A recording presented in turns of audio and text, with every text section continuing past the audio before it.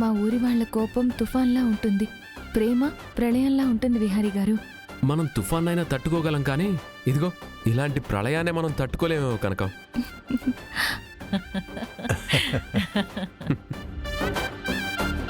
అల్లుడు గారు, మీ స్నానానికి ఏర్పాట్లు చేయిస్తాను, మీరు సిద్ధంగా ఉండండి.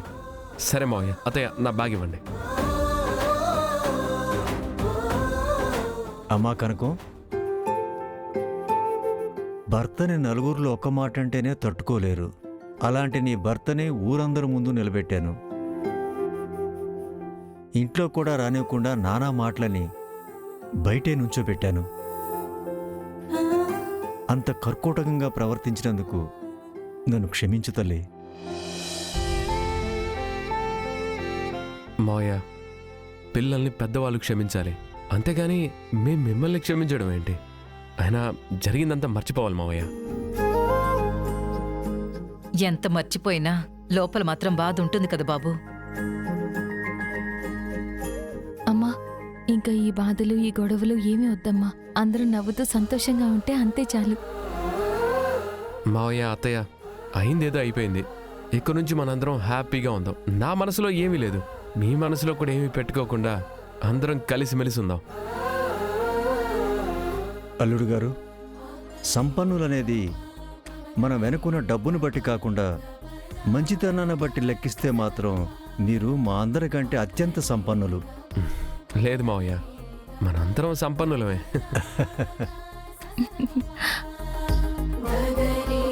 గౌరీ, వీళ్ళు అల్లుడు గారికి వేడి నీళ్ళు పెట్టు. అలాగే.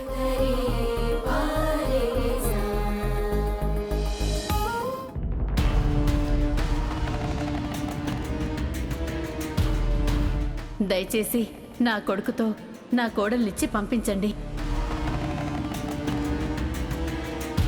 అన్నయ్య గారు, కనకానికి ఇకపైన ఎలాంటి కష్టం రాకుండా చూసుకునే బాధ్యత నాది.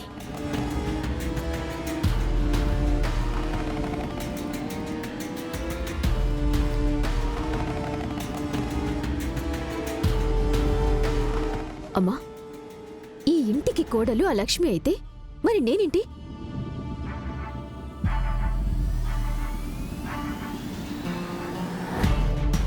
అదిగో వస్తుంది కదా మా అత్తయ్య, నువ్వే నిలదీసడుగు. సహస్రా, నువ్వప్పుడే బయటపడకూడదు. మనకి నిజం తెలుసని కూడా తనకి తెలియకూడదు. కానీ దాని వెనక ఉద్దేశం మాత్రం అర్థమయ్యేలా చెప్పాలి. అలా ఎలా చెప్తావమ్మా? చూస్తూ ఉండు.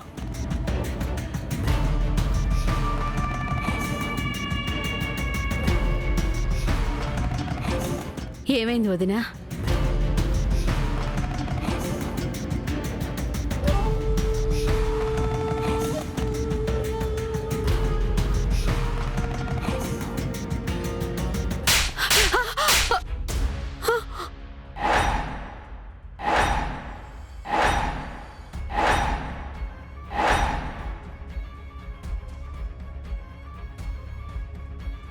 ఏమనుకుంటున్నారు మీరందరూ?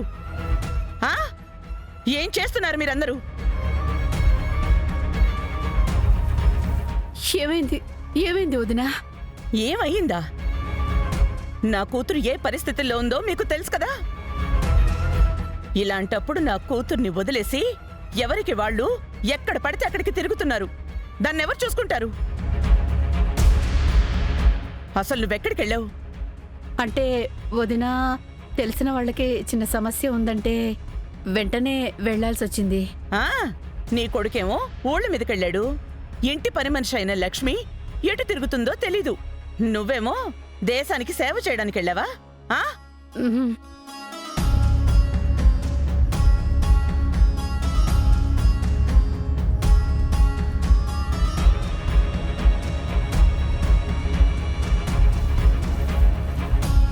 ఈ కడుపులో ఉన్నదెవరో తెలుసా?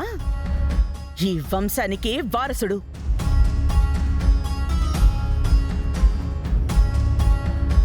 ఈ వంశానికి మాత్రమే వారసుడు కాదు, మా అన్నయ్య తన కడుపులో ఉన్నాడు. దాన్ని, దాని బిడ్డని జాగ్రత్తగా చూసుకోవాల్సిన బాధ్యత నీకు లేదా?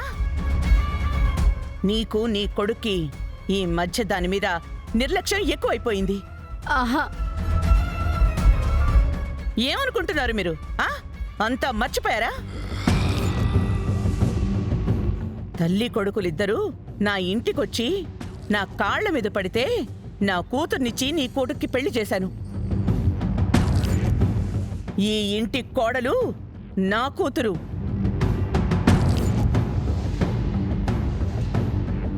ఈ ఇంటికి వారసుడినిచ్చేది కూడా నా కూతురే.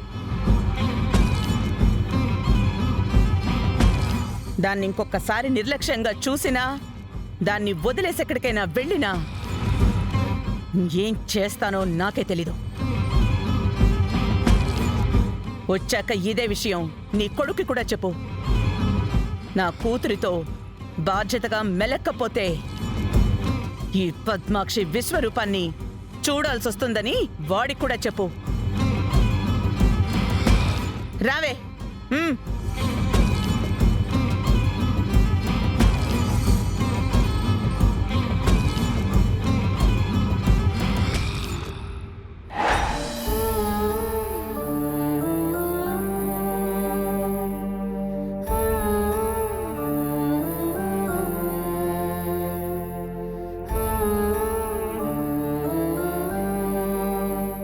ఏమండి, ఏది ఏమైనా సరే, ఎంత పెద్ద గొడవ జరిగినా సరే, లక్ష్మి ఇంటికి వస్తే నా కోడలు తనేనని చెప్పేస్తాను.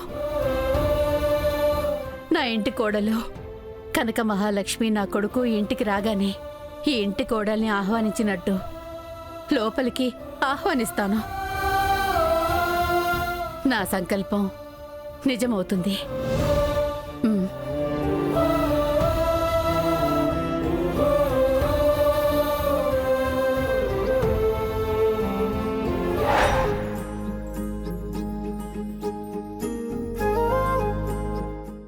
మావయ్య, అల్లుడు గారు. స్నానానికి కదా వేడి నీళ్ళు పెట్టిస్తా అన్నారు.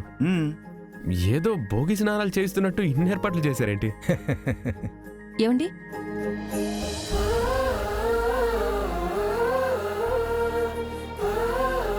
ఏంటి నన్నేనా? అవునండి, మిమ్మల్ని. నేను వెళ్ళి కుంకుడుకాయ రసం తీసుకొస్తాను. అల్లుడు గారు, కూర్చోండి. ఈలోపు మీకు మర్దన చేస్తాను. రండి, కూర్చోండి.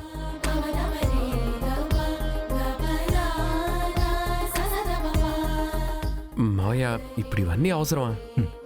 పర్లేదు అల్లుడు గారు, ఇలా ఒక పట్టు పడితే భలే ఉంటుంది.